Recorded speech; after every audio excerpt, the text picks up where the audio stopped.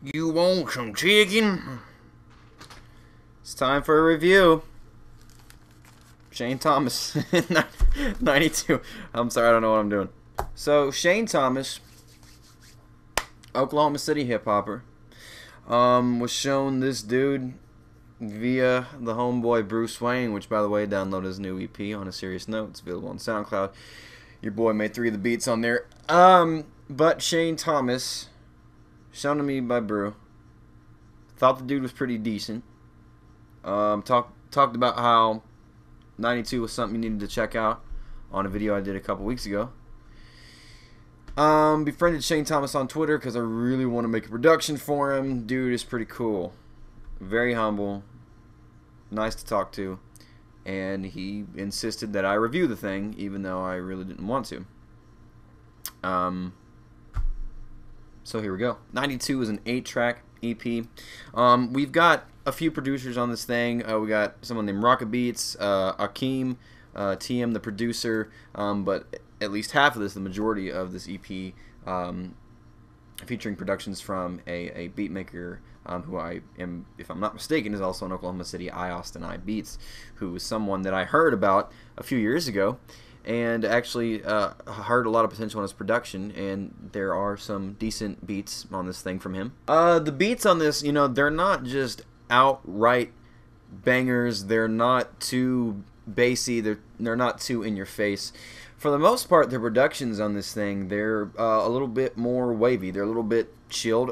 They kind of actually meet a nice middle ground of not being too hype, not being too turn-uppy, but at the same time not putting you to sleep. Sometimes the beats do get, a couple of the beats weren't really my cup of tea, but that is just personally, I could have used a little bit, I don't know, a little bit more percussion, a little bit more thump in the low end aspects of the beats. My favorite beat on this thing being the one on the interlude that was produced by Akeem Beats, if I'm not mistaken, and also the closing track on this thing, Forgive You. That was a really nice beat as well. Shane's got character. He's got moxie. There's energy. There's clarity in the delivery. He's definitely passionate when he's rhyming, and he's very, you know, he's on point and he's in the pocket when it comes to staying on beat and everything, especially on the track Sick Dreams when he speeds up his flow a little bit.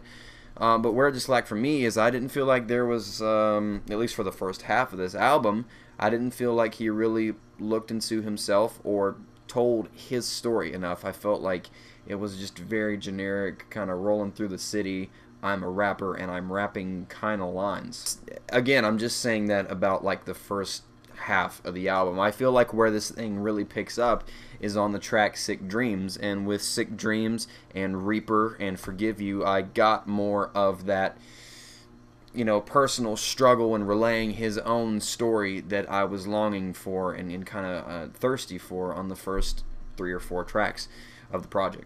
There are, you know, a couple of goofy lines, a couple of little cheesy things that are snuck in some of the bars on the project, but again, in one of the earlier songs on this thing, track number 2, Shane says, I'm a clown and I'm a goofball, and that is one thing I enjoy is when a rapper doesn't take his or herself too seriously.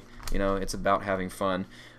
So, I mean, there's a little bit of cheesiness and a little bit of, you know, goofball stuff on there, which I appreciate, you know, to a certain extent. But there are some moments on this thing that are a little bit more deep, and I felt like I really got to know Shane more, and a lot that I actually related to.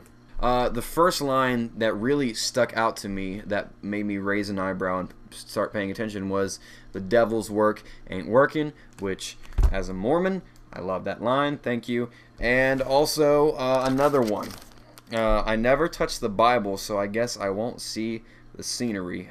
More moments like this is what we needed from Shane, you know, as opposed to just the first 3 tracks that are good, don't get me wrong, but these last like 4 or 5 songs on the project, I think, really bring it home and really suck you in and make you pay attention to what's being said.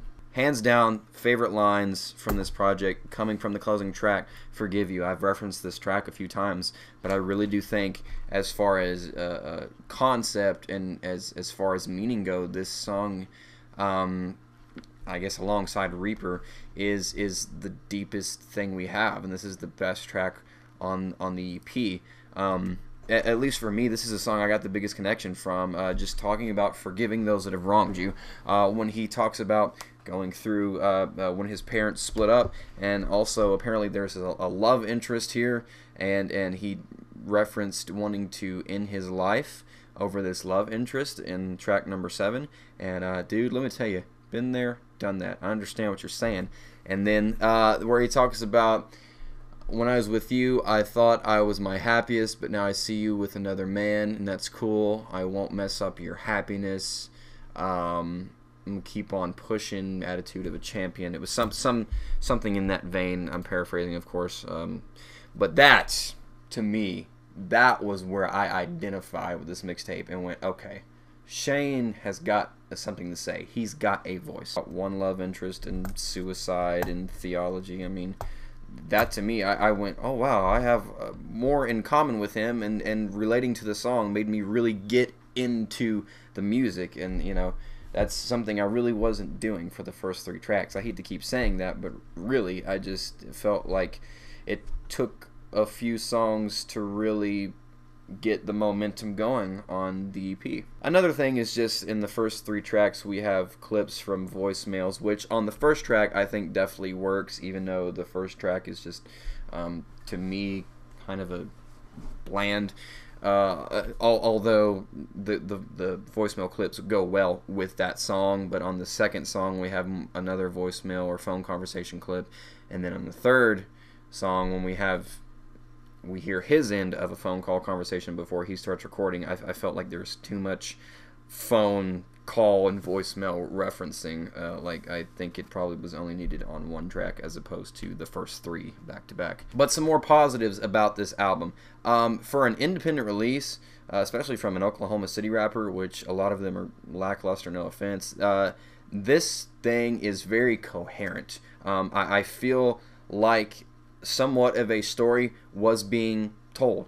I feel like these songs connect to each other in some way, instead of it just being a bunch of random haphazard bars that are strung together and then uploaded on SoundCloud. I feel like this thing was consistent. I think the mixing and mastering on this thing was really good for an independent release. Shane has a lot of potential, and I definitely think he's going to captivate a lot more people and capture a lot more ears if we have, one, branching out into different types of production. Also, if we just have more of Shane. Like, more, like, what have you been through? Like, let's really get in depth. What struggles do you know? Instead of just saying, hey, I've gone through struggles, and leaving it at that, explain, like, elaborate. I think those 2 things are really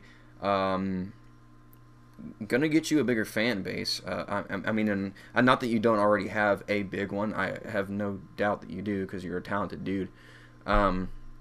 But those are 2 things I would like to see a little bit. Just really, instead of just kind of dipping your toe in the water, just really diving in head first and not keeping yourself in a box. So I'm excited to see what is to come. I think with a little bit more polishing, the right promotion, just the right production, I think you could probably strike gold. And I think there's a lot more that is to come from you, and I admire. I just admire what's being said on a lot of this album.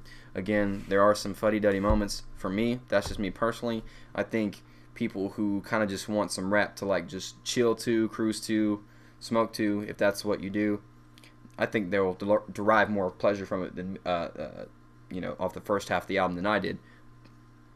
But I really enjoyed the back half, and I think this is a very solid project, especially for it being an independent release. I'm feeling a 2.3 out of 5 on 92. Anything else you guys want me to review, let me know. Best way to do it is on a comment below or on Twitter at KulpritD, Kulprit with a K, D with a D. And that is it. New Little Dirk review on the channel. New Jamie XX review on the channel. Still working on my mixtape. Who knows? It's like Detox at this point. No one knows when it's coming out. See you guys later.